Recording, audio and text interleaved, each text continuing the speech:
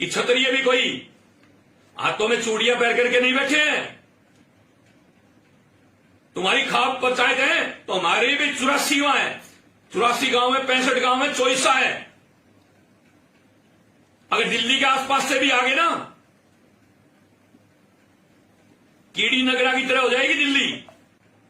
शर्म आनी चाहिए तुम लोगों को, और शर्म आनी चाहिए तुम्हारे माता पिता को कि तुम्हारे दो कान पर मार करके घर क्यों नहीं ले जा रहे यहां से। और मैं बहन बेटियों को भी कहना चाहता हूं, वो किसी भी समाज की हो, कि ऐसे घिनौने आरोप झूठे मत लगाओ मेरी बहन बेटियों, पूरी जिंदगी के लिए बर्बाद हो जाएगी तुम्हारी जिंदगी। ब्रजभूषण सिंह वो शेर, वो अयोध्या जो भारत के अंदर इतने मेडल दिलवाने का काम किया, जिसने खेलों के अंदर भारतीय लोगों का मान सम्मान बढ़ाया, जिन्होंने संसाधन कम होते हुए भी इस खेल को आगे बढ़ाया, जगह जगह इसकी कोचिंग सेंटर खुलवाने का काम किया, कुश्ती संघ के अध्यक्ष बने, और बनने के बाद आप लोगों को पता है अब एक गैंग पूरी की पूरी सक्रिय हो गई, और उसके अंदर कांग्रेस भी शामिल है। राजपूतों की खिलाफत बिहार के अंदर आनंद मोहन जी को लेकर के बीजेपी और आरएसएस कर रही है खिलाफत राजपूतों की, और दिल्ली के अंदर क्षत्रिय राजपूत ब्रजभूषण सिंह का विरोध कांग्रेस और टुकड़े टुकड़े गैंग कर रही है।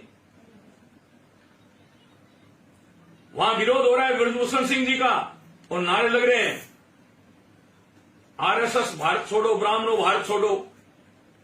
एक पहलवान का ऑडियो जारी हुआ,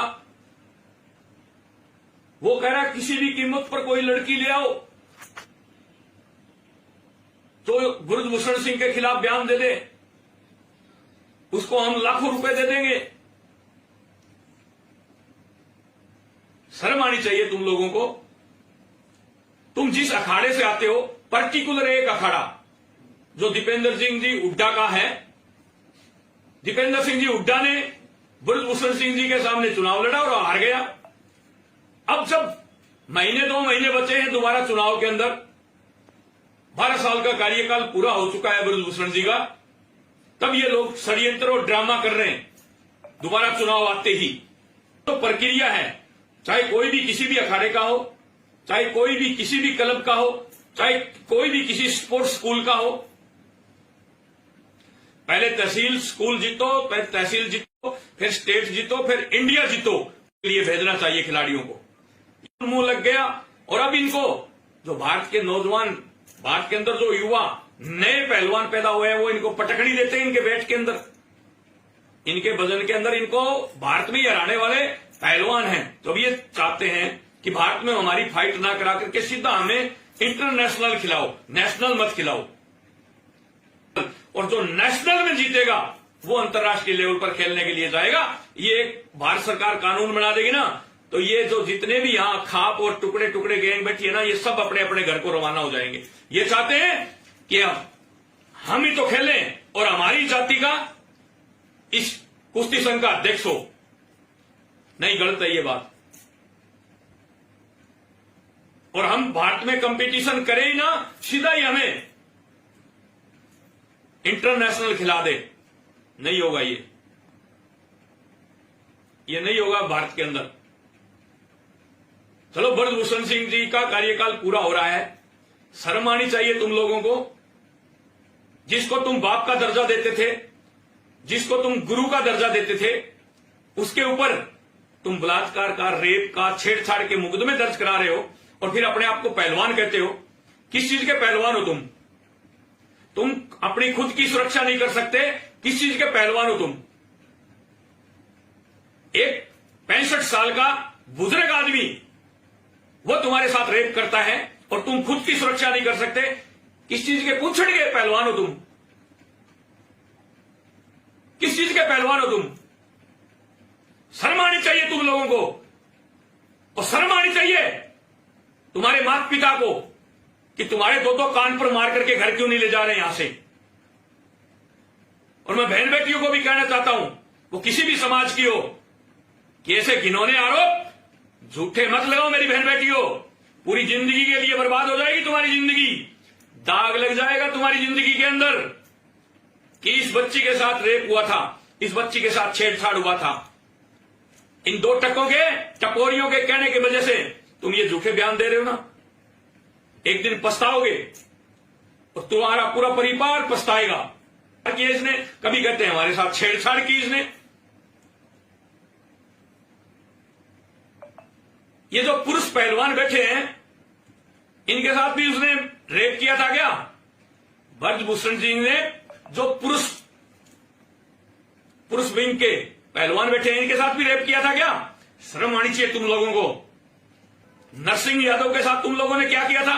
पूरे देश ने देखा, पूरे देश ने देखा तुमने नरसिंह यादव के साथ क्या किया था। हंगा है, हमारा गात मजबूत है। किस चीज का हंगा है जब तुम्हारी रक्षा नहीं कर सकते? 65 वर्ष के बुजुर्ग के ऊपर आरोप लगा रहे हो कि इसने हमारे साथ रेप किया। किस चीज के पहलवान हो तुम? पुंजड़ के पहलवान हो।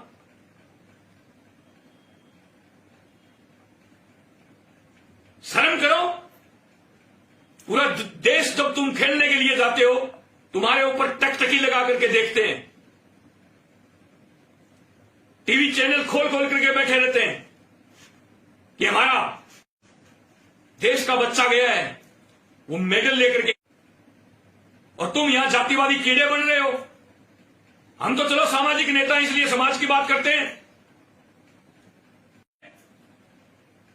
और जो तुम्हारे साथ तैयार रहती है हर जगह। और बीजेपी को भी मैं बताना चाहता हूं, ब्रजभूषण सिंह कोई बकरी का बच्चा नहीं है, वो शेर जैसा मादा रखने वाला, छतरानी की कोख से शेर पैदा हुआ है, शेर जैसा मादा रखने वाला। और 6 जिलों के अंदर, उत्तर प्रदेश के अंदर उनका वर्चस्व है, और उनका वर्चस्व अब और ज्यादा बड़ा है, और ज्यादा बड़ा हो गया वर्चस्व। ये जो खाप पंचायतें आ रही है, मैं उनको भी बताना चाहता हूं कि क्षत्रिय भी कोई हाथों में चूड़ियां पहन करके नहीं बैठे हैं। तुम्हारी खाप पंचायत है तो हमारी भी 84 वहां है, 84 गांव में, 65 गांव में चोइसा है। अगर दिल्ली के आसपास से भी आगे ना, कीड़ी नगरा की तरह हो जाएगी दिल्ली।